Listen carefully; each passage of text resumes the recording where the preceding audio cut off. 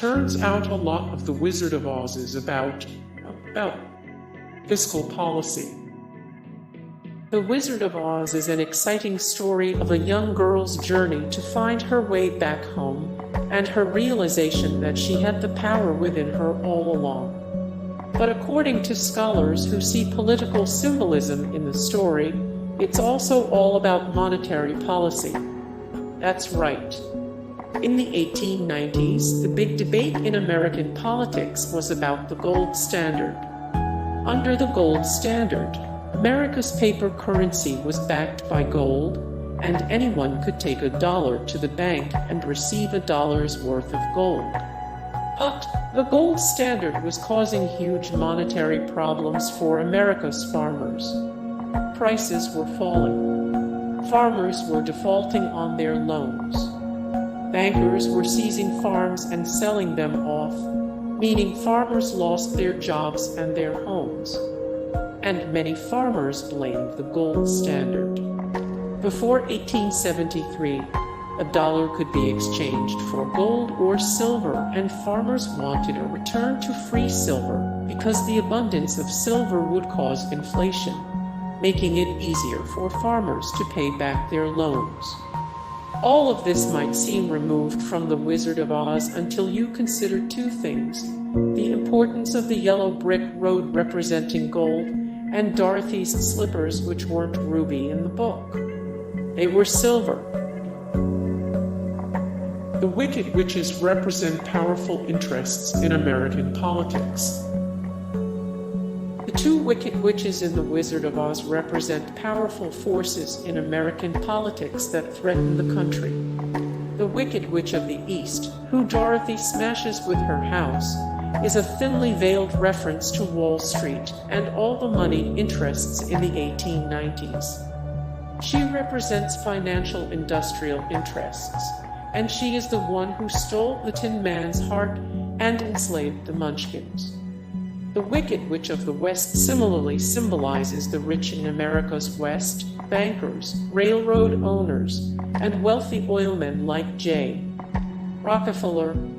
Just as the Wicked Witch of the East enslaves the Munchkins, the witch in the West enslaves the Winkies, who represent Asian laborers in America's West. She is finally dissolved with water, another allusion to the monetary debate over liquidity. The secrets in the silver slippers. The beautiful ruby slippers in the 1939 movie version of The Wizard of Oz don't exist at all in Frank Baum's book. That's because the original slippers were silver. They were changed to ruby slippers in the movie to take advantage of the marvels of Technicolor, still a new technology at the time.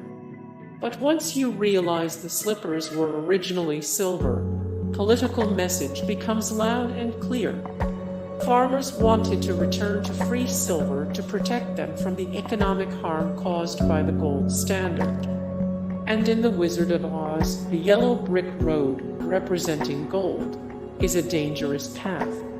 It leads to the Emerald City, representing the link between the gold standard and political interests. And it is full of cracks and holes, as Baum writes. The bricks were very uneven, and sometimes broken or missing altogether. The Scarecrow, representing farmers, fell onto the bricks again and again. But Dorothy's silver slippers carry her safely around the damage, hinting that returning to a silver and gold standard was the solution to the economic problems of the 1890s. And just to make it extra clear that The Wizard of Oz is about monetary policy, Baum named his imaginary land Oz, the same as the abbreviation for ounce, the measure used for gold and silver. The Cowardly Lion is Populist hero William Jennings Bryan. There are a lot of clues that the Cowardly Lion represented the greatest populist hero of the 1890s. Bryan, lion. Get it? The symbolism goes deep on this one. Like the Cowardly Lion, Bryan was known for his roaring. He was even portrayed as a lion by the press.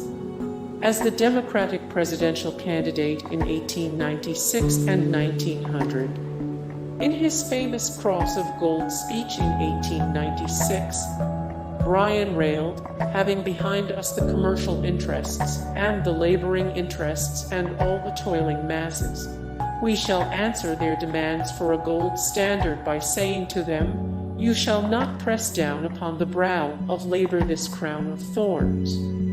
You shall not crucify mankind upon a cross of gold."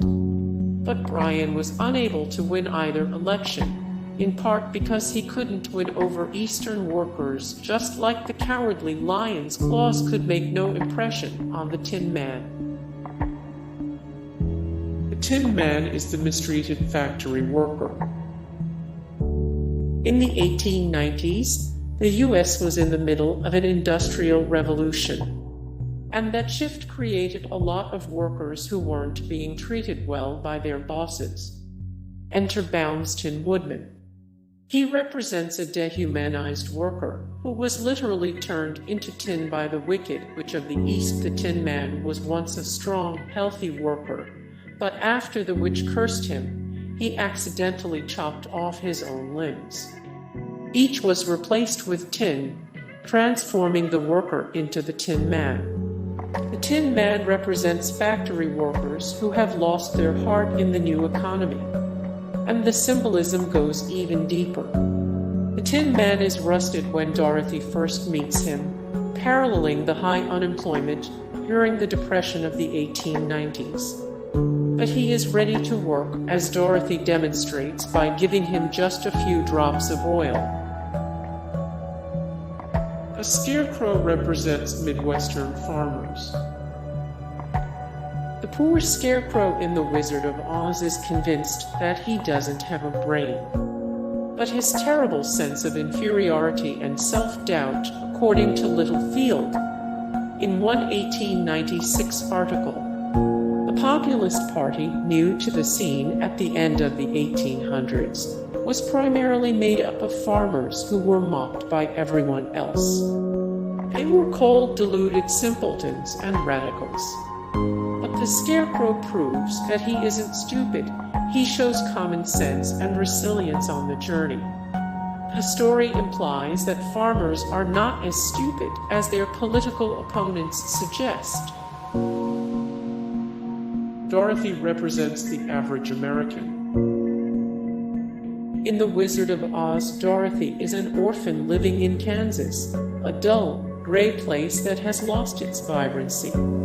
According to historian Quentin Taylor, Dorothy represents each of us at our best kind but self-respecting, guileless but level-headed, wholesome but plucky. She is, in short, the girl next door, and she represents the average American looking for a solution to her simple problems. In the 1880s and 1890s, the state of Kansas was going through a terrible time. Droughts, harsh winters, and invading grasshoppers scorched the prairie. Devastated farmers blamed all sorts of forces: Wall Street, the railroads, politicians, or nature itself. In fact, the tribulations of America's farmers gave rise to the populist movement, which promised solutions.